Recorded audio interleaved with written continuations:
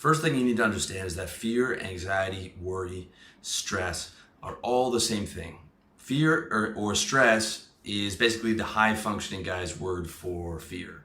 I'm so stressed at work, I'm stressed with the family. No, you're afraid and you're living in fear all the time. And that means that your cortisol is jacked and that your adrenaline's jacked and you are, getting these crashes throughout the day, and it means that your body's pumping this oftentimes too much adrenaline and toxic chemicals like cortisol, and you are living in a state of constant fear, and it's not pleasant.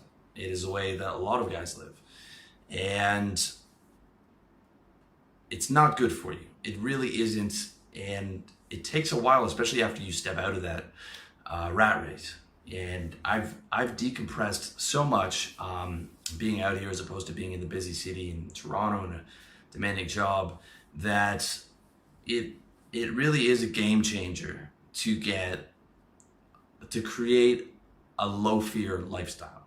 Okay, it really, really is one of the biggest game changers out there.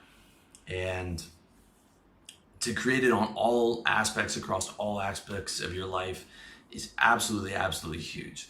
So that's sort of what I want to be able to lay out to you in this series. And it is just, so important. And if you're living with a lot of fear and anxiety, I promise you, if you can put all this stuff into place, it is a game changer. All right.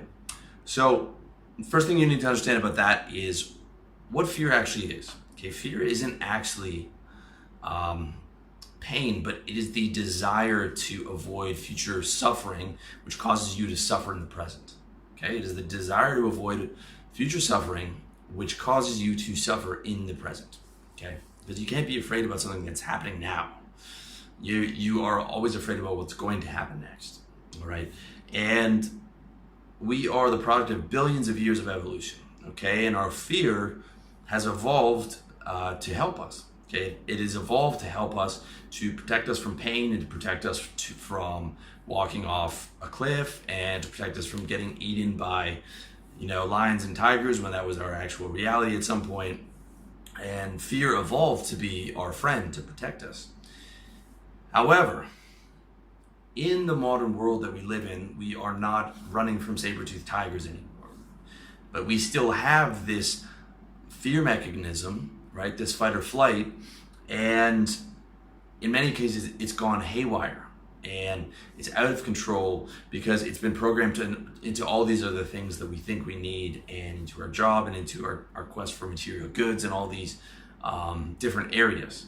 And instead of it being a friend that was just there to protect us from predators when we lived a relatively calm life outside of things like that, it is now a constant, and for many people, a constant low-level, everyday anxiety, just about bills and about job and about the mortgage and all these different things. And it has become a foe, okay? For many people, I would say maybe even the majority of people, fear is now a foe, okay, instead of a friend.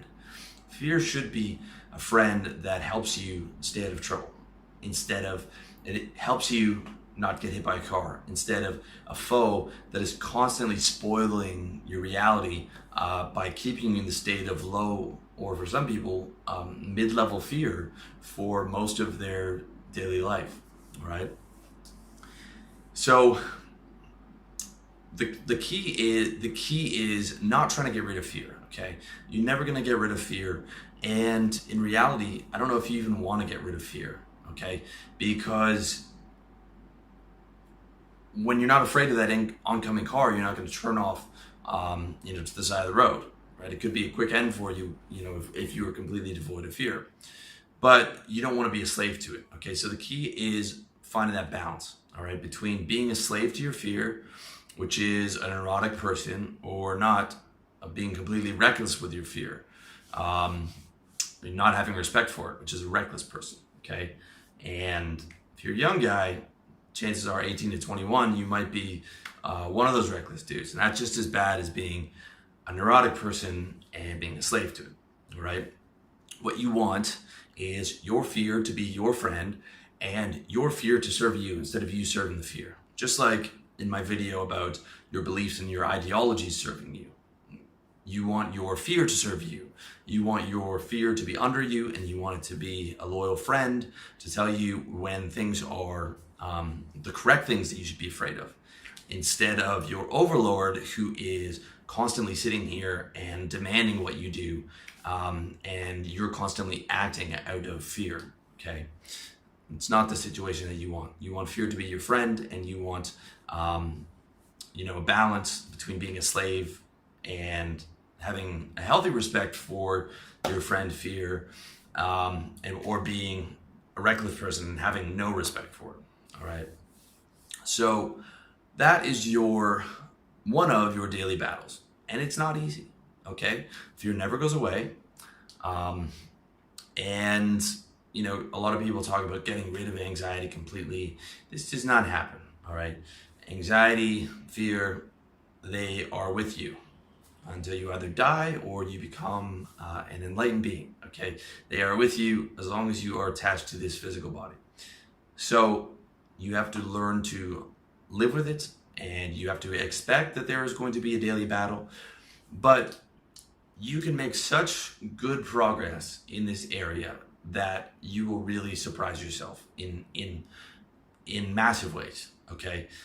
But you can't wake up thinking that, you can't have these expectations of that fear is just going to be completely gone and you have this superhuman, fearless attitude. Even a guy like Richard Branson has fears. He just is very good at dealing with them. He's very good at controlling them. And he's probably far less outcome independent than the average guy. Part of that's because he has a ton of cash and he doesn't have to worry about money too much. But the vast majority of guys who are able to be really successful and live without that fear is not because not because they don't have fear, they just have it under control. That's the key. So it's part of your daily battle, all right? And it really is, I consider it spiritual warfare, all right? And if you've seen my video on spiritual warfare, how to fight your demons, I don't mean that in terms of actual demons, unless that is your belief system. It's not mine, but I do believe that living peacefully is living in the light, living in fear is living in the darkness, okay? Along with despair and doubt and all those other things, that's the darkness, and living peacefully is living in the light and positivity and all these different things, all right? And it's a very effective metaphor to think of it as sort of a spiritual warfare with your army of soldiers of light, all right? I'm not telling you that is the actual reality, but I'm saying that is a very good metaphor, because otherwise, it can be very easy to fall into fear-based states. But when you look at it in terms of that battle and staying on top of your game and staying in the light and in the more peaceful reality and the more happy reality, it is a very good strategy. It's a very good meta frame. Okay, it's a very good meta frame.